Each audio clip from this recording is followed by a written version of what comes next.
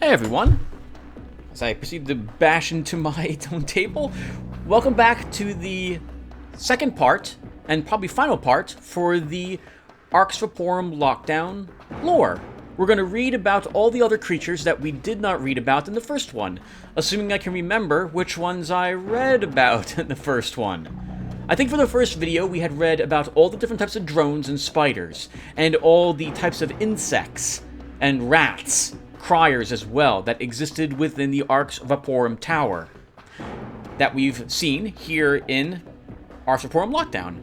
So in this video, we'll read about the Guardians, the Thaumaturges, the Golems, Harlan Stag, who I believe was the boss that we fought at the very end, and the Goliath. I think we also, I don't know if we read about the turrets, so we'll read them again in case I did not do so.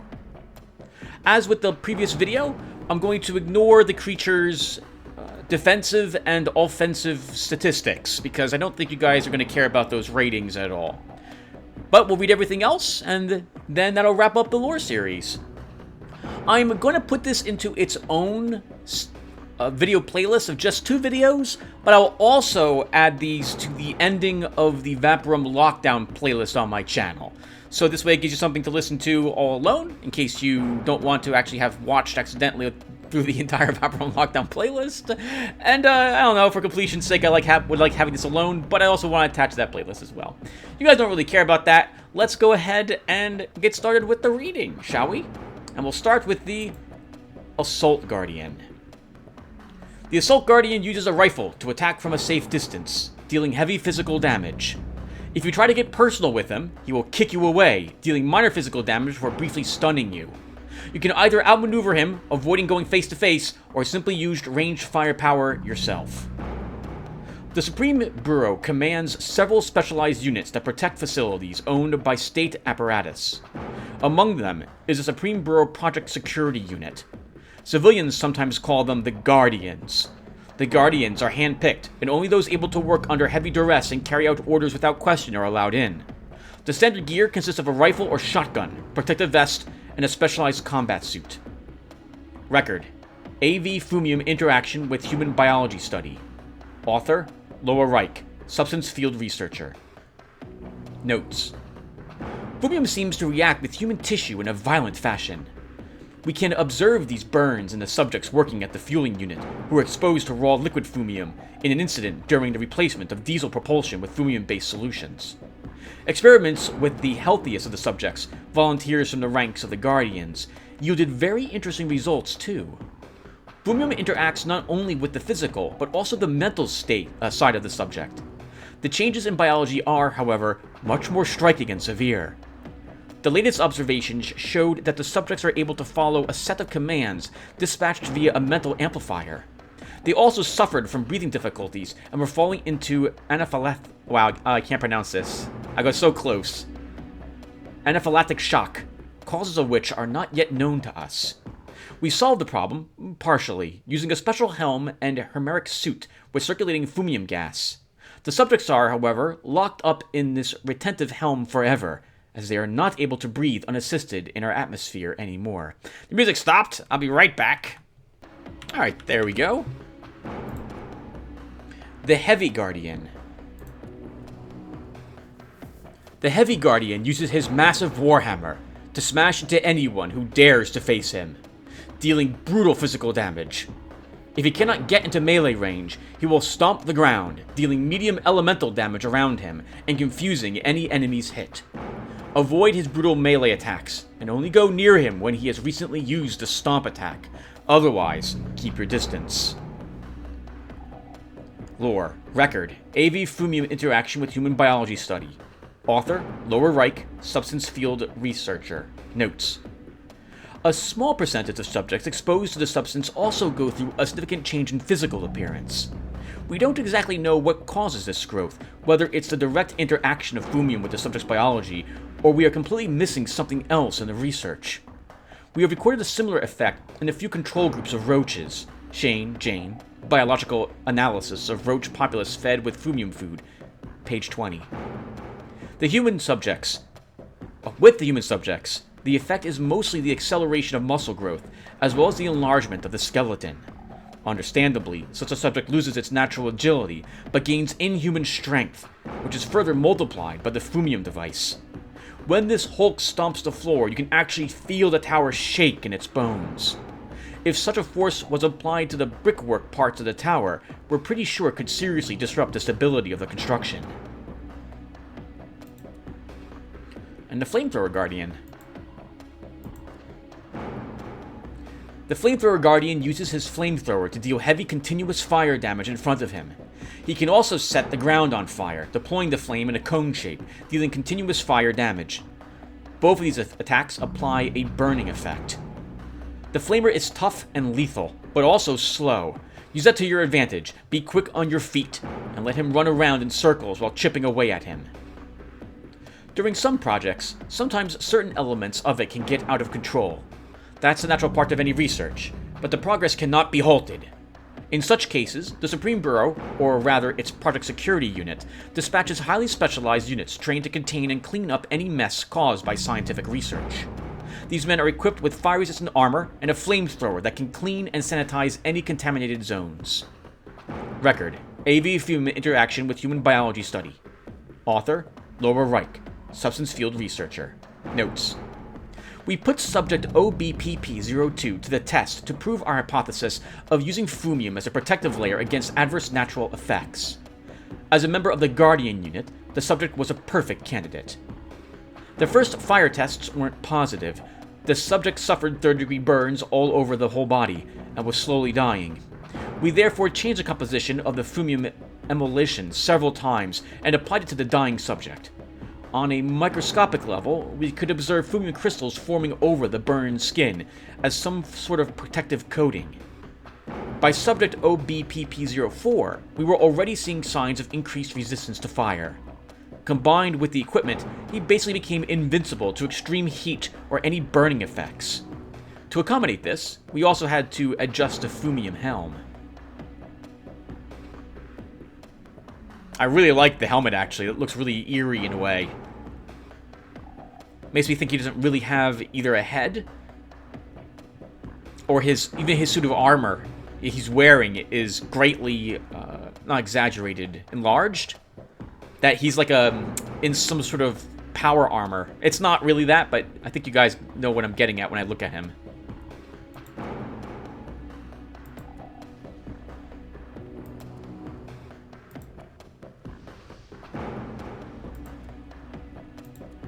Okay, so let's go ahead and read about the Thaumaturges now.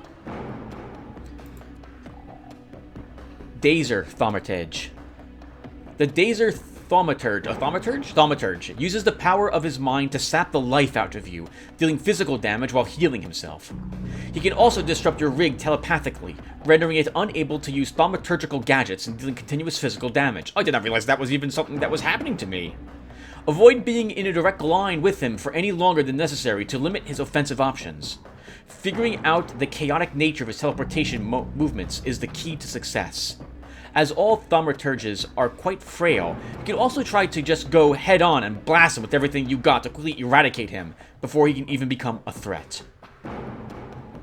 We only have a limited amount of data in the Supreme Bureau archives on this subject. Most of it comes from what we were able to retrieve from the Arx Vaporum tower after the project was terminated.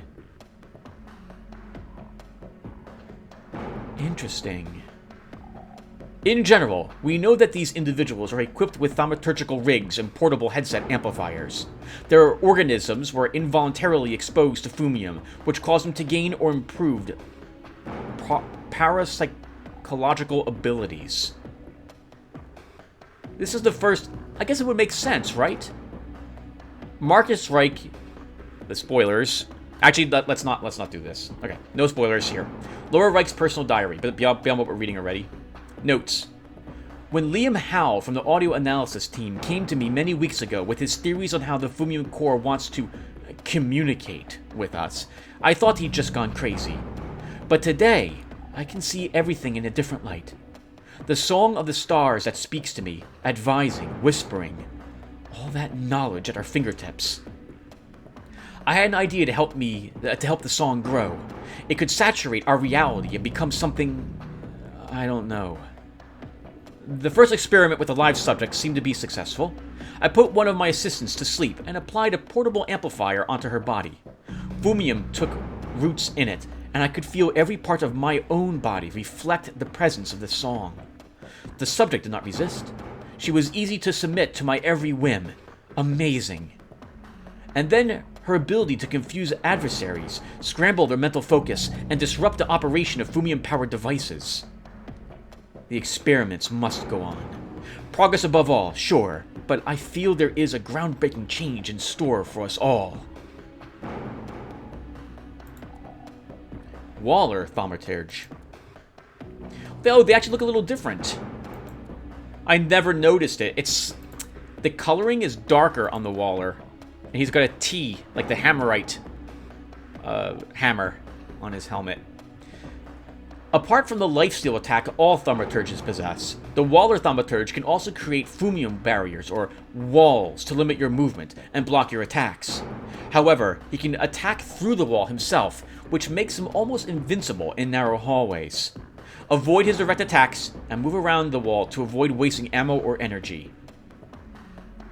Record: Laura Wright's personal diary. Notes: the song, the never-ending aria, never dying down. And then, the pounding, booming, mind-soothing. One moment my thoughts are scattered across the tower, another moment I perceive their obedient presence, and then the primeval, ancient wisdom that exceeds our understanding. No, not ours. Theirs. I think I am beginning to understand the song. Tweaks on the amplifier allowed me to adjust my own abilities and the abilities of my thaumaturges. A Fumium projected barrier. Solid and retentive.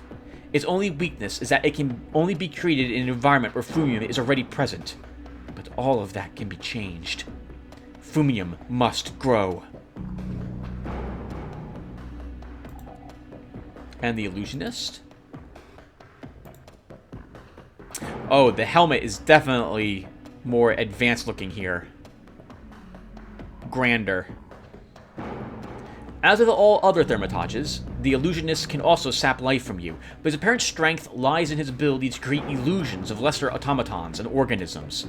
Always focus him down quickly before he can raise an army of underlings to overwhelm you. Record: Laura Wright's personal diary. Notes: to wield power so great, not even the gods of the primitive legends of our ancestors could dream of. What I achieved here in the Arx exceeds all the scientific discoveries in the world put together. Was it not for the puny, obtuse, and deaf to the eternal star song? But, fortunately, problems somehow seem to solve themselves. So many test subjects, so many possibilities, and oh, so many. The retentive Fumium barrier, once a great stride forward, seems laughable today. Creating a mirage of life using a Fumium projection, that is true progress. Some would call it a mere illusion, but is it an illusion if it can kill you? We can replicate any life form or object that Fumium has ever touched. And I feel this is only the beginning. Can anyone imagine what we can achieve? We just need more space, more time, more Fumium, and more test subjects.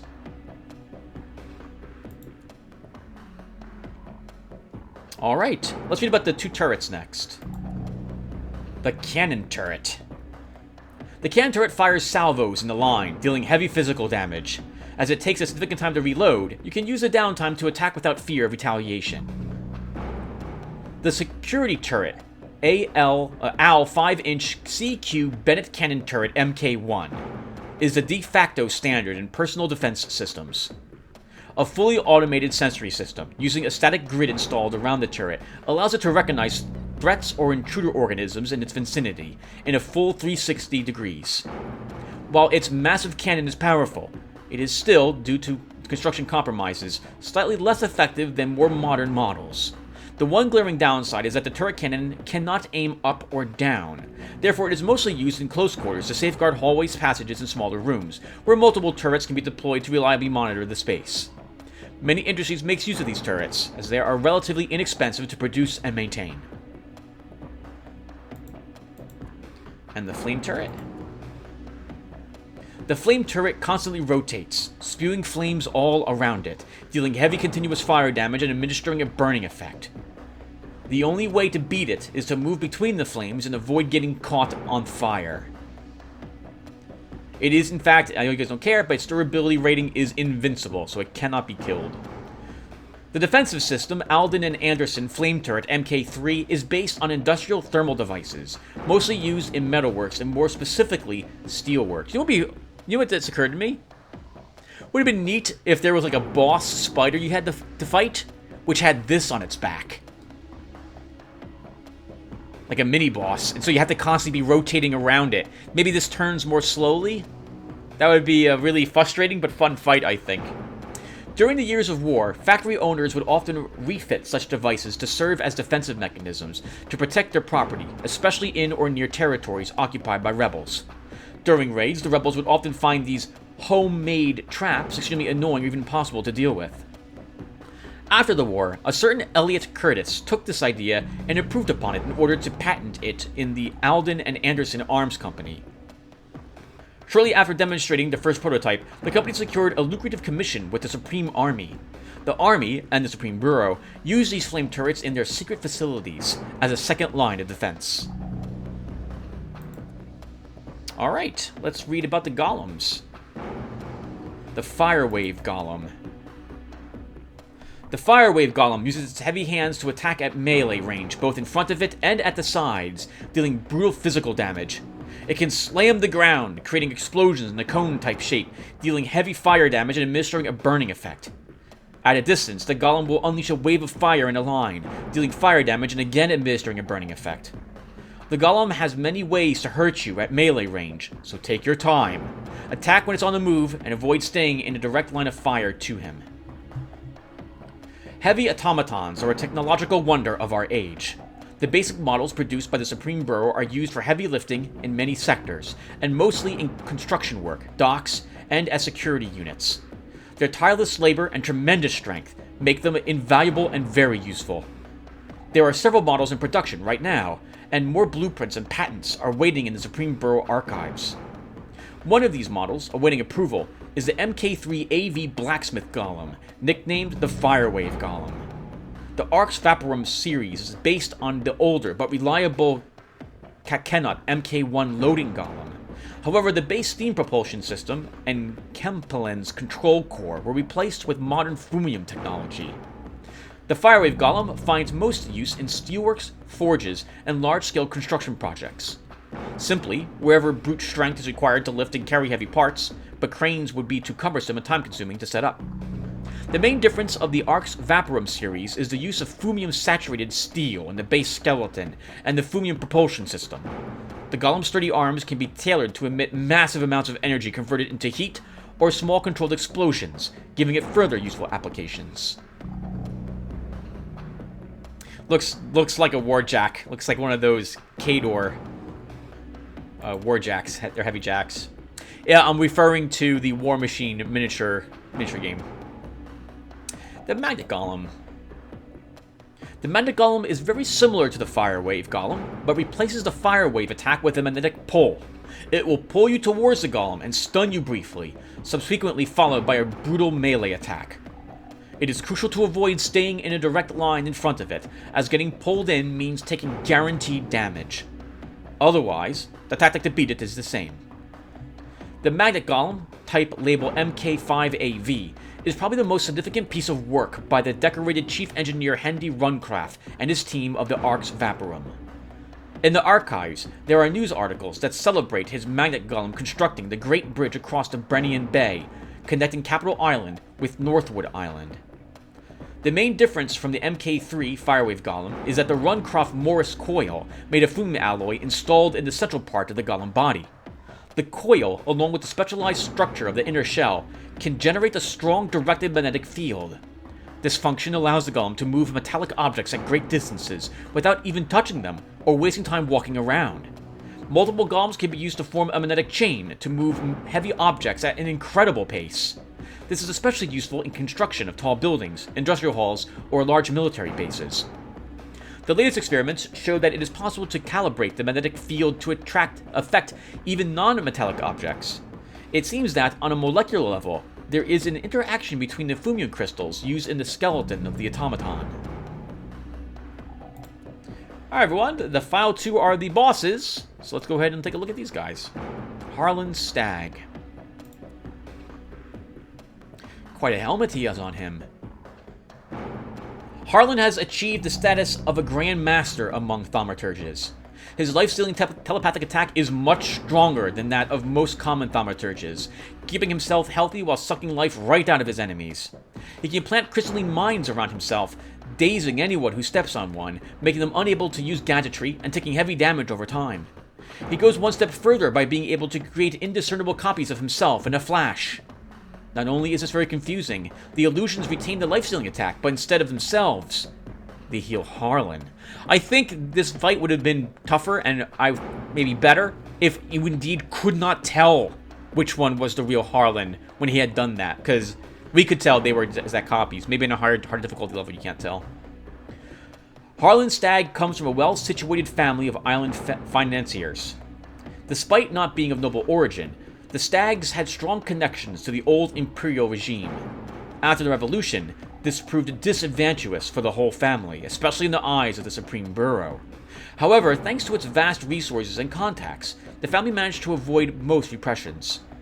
Over time, the Stags began to visibly honor and support the values of the Supreme Bureau and follow its example. Science is the future. It became a tradition that one child from each branch of the family was to become a scientist. The same fate awaited the young Harlan Stag. Stag was an average student at best. Some of his teachers considered him a loafer with little to no respect for authorities.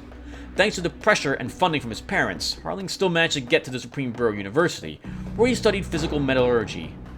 Despite his mediocre results, his uncle Danton secured him a job in the next big project of the Supreme Bureau, the Arx Vaporum, right after graduation. Record: AV study on fumium interaction with human biology. Subject: Harlan E. Stag, CSBE001. Author: Wright, Substance Field Research. Extracts. Notes: 0403121, SBR. It seems that the fumium amplifier can concentrate the subject's thoughts on a single point. The subject regains clarity in both memory and reason. He also shows signs of submission, accepting orders without much resistance. According to the first observations, his intelligence has increased as well as his ability to learn at an incredible speed. The amplifier enables him to control the fumium environment more effectively than any other thaumaturgist before. If we could find out what happened during the teleportation incident, it would be a giant leap for the research on fumium and its interaction with human biology. And lastly, as far as I'm aware, we have the Goliath. It may seem that the Goliath is hopelessly slow and cumbersome, but its vast array of attacks more than compensates for this. The frontal ray attack cuts through anything but the thickest of armors. The machine can also unleash a large wave of fire in a line. At melee range, its massive arms are devastating, able to attack at any angle. And to top it off, the mech is able to create an electrical discharge around itself. The armor plating is the most durable thing that ever equipped on an automaton, inside or outside the Arx. Without mechanically dismantling it first, there is no way to pierce through its conventional weaponry. Its most powerful weapon, the ray, is at the same time its only weakness.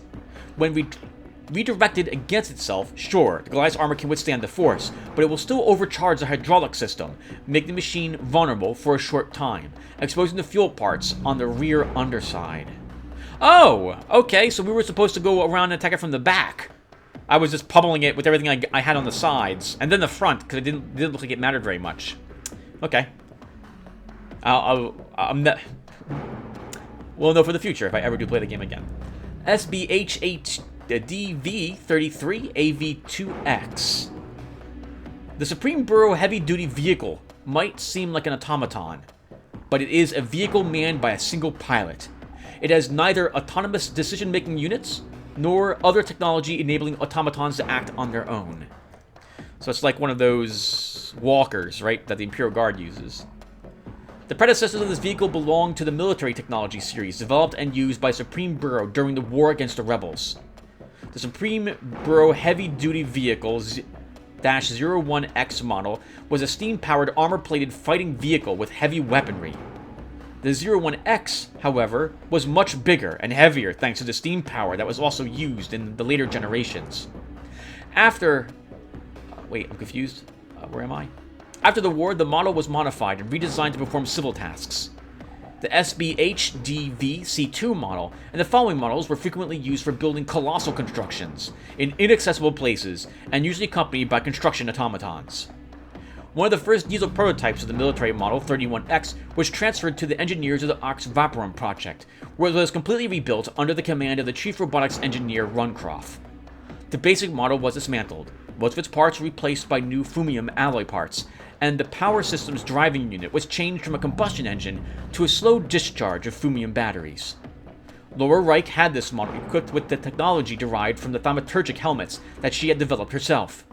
The model was controllable only if its pilot had undergone the so-called thaumaturgic transformation. The advantage of these vehicles is that they can be equipped with any technology, either heavy drills, hydraulic support, or a wide range of weaponry, from rocket launchers through flamethrowers to electric dischargers.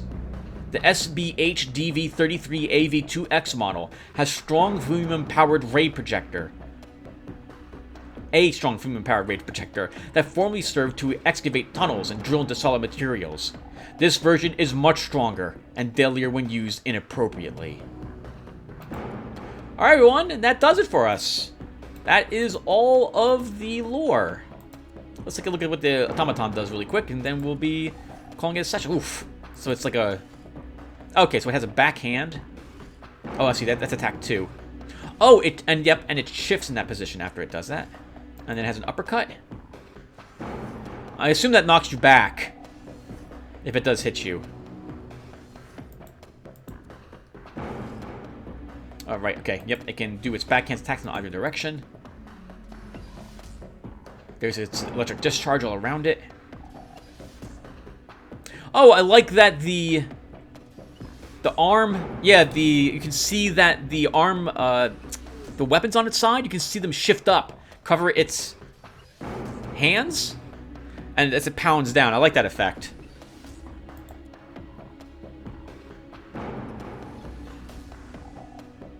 Yeah, I like this very much. The attacks look different, every single one of them.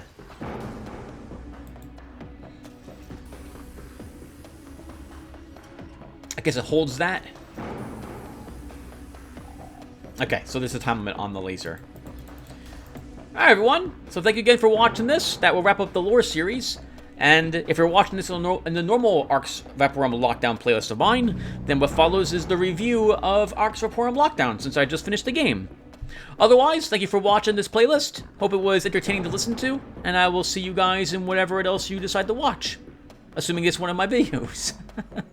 Take care, guys. Have a good day.